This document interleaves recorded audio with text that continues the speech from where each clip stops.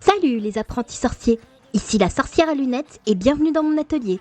Pour démarrer cette saison 4 en beauté, on va partir dans les étoiles avec la dernière partie de la triade marathon des années 2000.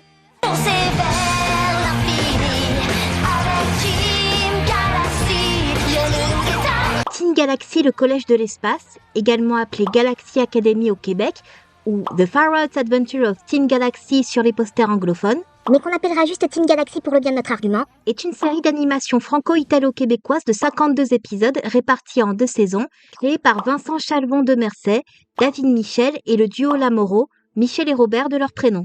On n'a pas trouvé si elles sont adelphes ou un couple, donc on préfère les définir comme un duo.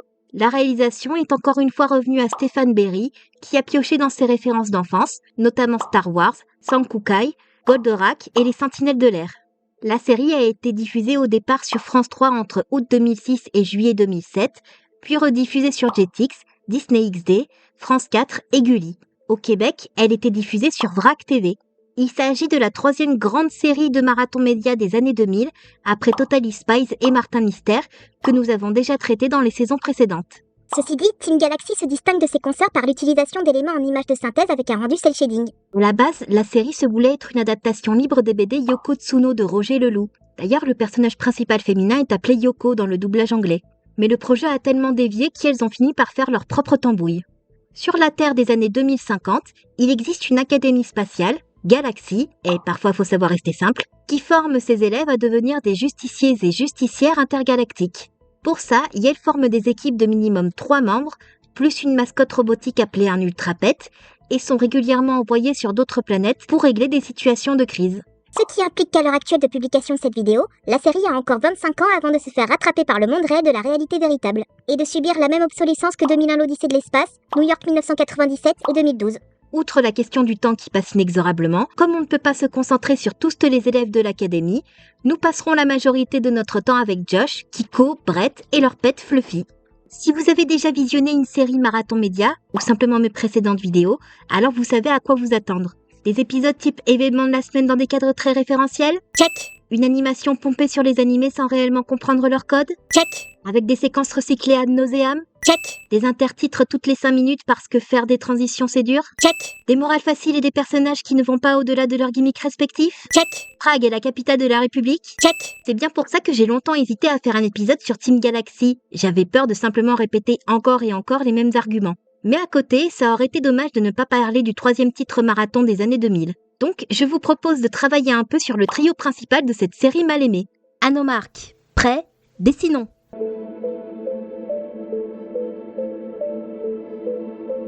Joshua Kirkpatrick, dit Josh, est le chef d'équipe et le protagoniste principal de la série. Fils du principal de Galaxy, c'est un ado glandouilleur qui préfère faire ronronner sa bécane plutôt que de réviser ses cours. Ce qui, comme vous pouvez vous en douter, fait que leurs relations sont plutôt compliquées. Il a également tendance à envoyer les règles aux orties pour avoir sa dose d'adrénaline quotidienne. Il cherche d'ailleurs à se faire virer au début de la série, mais fera toujours en sorte de protéger son école et d'y revenir. Malgré ses tendances à la rébellion, il a un instinct plutôt acéré qui lui permet de gérer les situations et parfois de régler le problème de la semaine. Il est aussi le propriétaire de Fluffy, l'ultrapet de son équipe, avec lequel il est le plus souvent mis en duo. Et comme l'a montré un épisode, il a peur de l'eau. Il est joué par le défunt Kirby Morrow en anglais et par Emmanuel Garijo en français. Moi, oublier des vacances? C'est le seul programme que je connaisse par cœur. Josh est très semblable à Martin Mystère dans sa caractérisation, en tant que chef d'équipe junkie à l'adrénaline qui ne brille pas dans ses études. Si ta mère est bien môme, ça explique pas mal de trucs. Et je pense que c'est justement parce que Josh lui ressemble trop qu'il ressort comme un personnage un peu ennuyeux. On va voir ce que je peux en faire.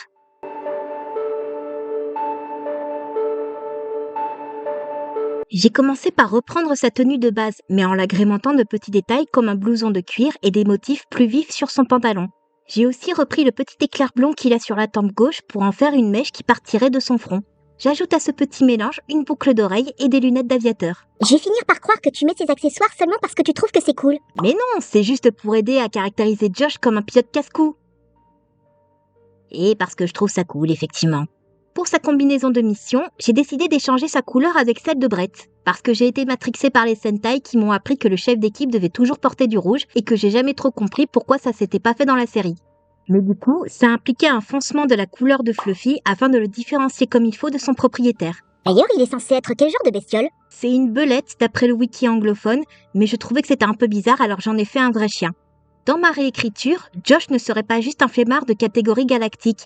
Il se sentirait écrasé par l'héritage de son père, qui était un des meilleurs agents stellaires de son époque. En conséquence, il tenterait de se construire une identité et une réputation assez différentes de celle de son père pour prouver sa valeur. La série serait l'occasion pour lui d'admettre qu'il a beaucoup plus en commun avec son père et d'accepter qu'il peut s'en inspirer pour devenir une bonne personne.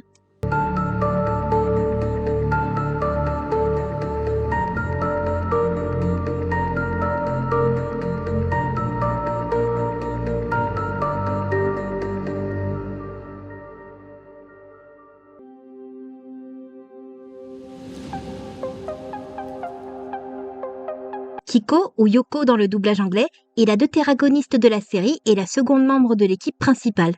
Elle rêve de devenir une chanteuse célèbre, mais chante trop mal pour ça. C'est surtout forcé pour l'aspect comique parce qu'en vrai, les doubleuses chantent bien autant en français qu'en anglais. Cette ambition la rend quelque peu égocentrique et facilement distraite, même en mission.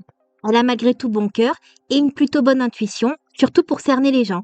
Elle n'a pas non plus de spécialité très bien définie, mais joue suffisamment bien de son environnement et son équipement pour affronter ses adversaires. Elle est jouée par Kathy Griffin en anglais et par Dorothée Pousseau en français. Il me faut une partie pour chanter, 2 parties pour danser et 3 parties pour mes numéros de comédienne. Vous me croirez si je vous dis que c'est Kiko qui m'a donné envie de m'intéresser au doublage français? Quand je me suis rendu compte que Diana et Kiko avaient la même voix, ça m'a rendu curieuse de connaître le nom de l'actrice. Et de fil en aiguille, j'ai appris à reconnaître certaines voix dans mes séries préférées. Mais même si je lui dois une hyperfixation de plus, Kiko va aussi passer sous mon stylet.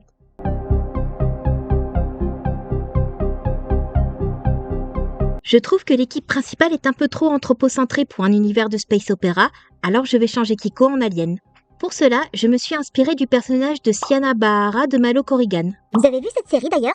On vous la recommande, c'est cool. Elle aura donc des bras et des jambes qui peuvent s'étirer sur plusieurs mètres, une sclérotique sombre, aucune pupille et la même coiffure qu'Aika de Pretty Pretty Please I Don't Want to Be a Magical Girl. Un projet AD à surveiller pour tous les fans de Magical Girl parodique. Pour sa tenue civile, j'ai essayé de reprendre les couleurs et le côté festif de l'original. Ce à quoi j'ai ajouté des petites boules de tissu pour rendre le tout plus excentrique et des épaulières pointues pour ajouter une touche de SF un peu old school. Dans mon pitch imaginaire, Kiko serait une expatriée de la planète Sonastia qui aurait choisi de s'inscrire à Galaxy dans l'espoir d'en apprendre davantage sur les humains et les humaines. C'est ainsi qu'elle se serait prise de fascination pour nos arts du spectacle et divertissement. Elle tenterait donc de mêler les sensibilités terriennes et sonastiennes pour le plaisir des oreilles aliens et le malheur des oreilles humaines. C'est comme ça qu'elle gère son mal du pays, quand ses amis ne tentent pas de lui remonter le moral.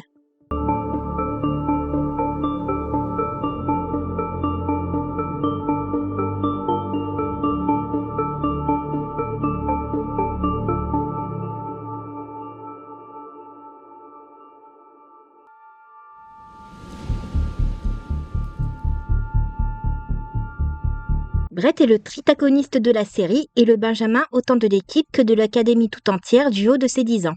C'est le cerveau du groupe qui prend les missions et le protocole très au sérieux et comprend comment fonctionnent les machines ou phénomènes cosmiques mieux que les autres.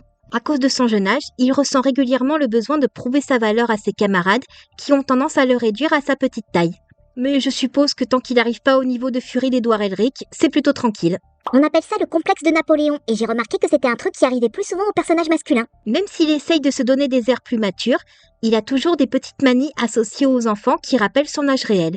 C'est souvent lui qui permet de limiter les dégâts de l'ennemi de la semaine. Il est joué par Tabitha Saint-Germain en anglais et par Philly Keita en français. J'ai regardé 1 ou 2 épisodes, les effets spéciaux sont bons, les langages extraterrestres sont supervisés par des linguistes et le décor principal est une reproduction exacte d'une vraie navette. T'es sûr que t'as regardé 1 ou 2 épisodes, toi? Brett apparaît au départ comme ce que TV Tropes appelle le Tagalong Kid, à savoir le personnage enfant qui accompagne les héros et héroïnes plus âgés pour que le ou la petite spectatrice puisse s'identifier à lui et se sentir impliqué. C'est souvent mal fait et plus énervant qu'autre chose, mais il y a quelques exceptions à la règle. Même si j'avoue que j'aurais pensé à autre chose pour le petit génie.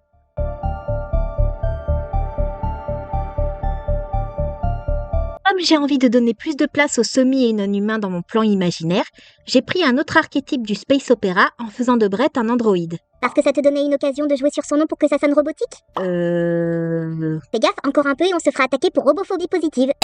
Et comme j'ai pas juste voulu donner l'impression que c'était un être humain maquillé, je lui donne un écran facial qui lui permet d'afficher son visage, des émoticônes, des photos et même d'écrire. Pour son corps, je lui ai donné un skin qui ressemble à des vêtements entre guillemets normaux qui peuvent se changer en mode mission. Et c'est moi ou tu lui as fait une coupe à la Astro Boy? Je crois que c'est toi là, j'ai juste simplifié sa coupe de cheveux originale. Dans mon pitch imaginaire, Brett serait un androïde extraterrestre amnésique que le directeur Kirkpatrick a trouvé peu après avoir pris les rênes de Galaxy. En attendant d'en découvrir davantage sur sa conception et les raisons, il l'a enrôlé en tant qu'élève pour tenter de lui donner autant d'autonomie que possible. À force de fréquenter les autres étudiants, particulièrement Josh et Kiko, Brett apprendrait à devenir de plus en plus vivant en attendant le jour où il recouvrirait la mémoire.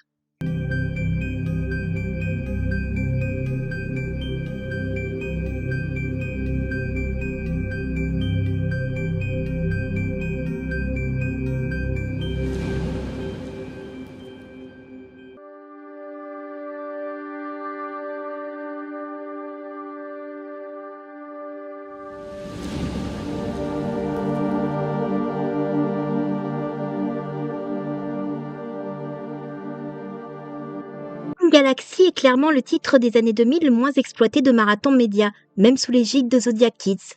Stéphane Berry a déjà dit avoir regretté de ne pas avoir davantage développé son univers, même s'il y a eu quelques épisodes adaptés en livres et des jouets. Un des soucis des productions Marathon Média Zodiac Kids, c'est qu'elles suivent la même formule assez stricte qui fait que les reproches qu'on peut faire à l'une s'appliquent à la majorité des autres. Cela dit, il y a un truc que je leur ai rarement concédé jusqu'ici, c'est que leurs bibles graphiques sont vraiment très bien fournies et imaginatives, surtout les designs des machines, des aliens ou encore des monstres dans le cas de Martin Mystère. Donc tu concèdes aussi pour Totally Spies vu que les filles changent de tenue à chaque épisode? Je le reconnais aussi, en plus du fait que ça s'entend que les doubleuses françaises s'éclatent dans leurs rôles respectifs.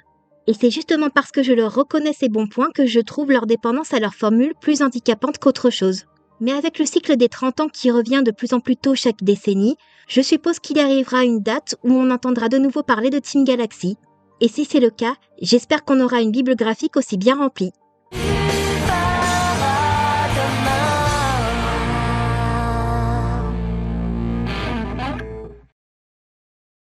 Cette vidéo est à présent terminée, j'espère qu'elle vous aura plu. Si c'est le cas, n'hésitez pas à liker, partager, vous abonner, suivre mes réseaux, suggérer des idées de personnages à redesigner dans les commentaires et à checker mon onglet communauté pour ne rien rater des prochaines vidéos. D'ailleurs, si vos finances vous le permettent et que vous voulez soutenir mon travail, vous pouvez faire un don sur ma page Tipeee, ce qui vous donnerait accès à des contreparties comme les vidéos en avant-première, votre nom au générique, des illustrations personnalisées ou même le choix du dernier épisode de la saison de redesign ou de Deal Terme. Je vous laisse rejoindre la sortie de l'atelier et rappelez-vous d'éviter de déranger Ozzy en partant.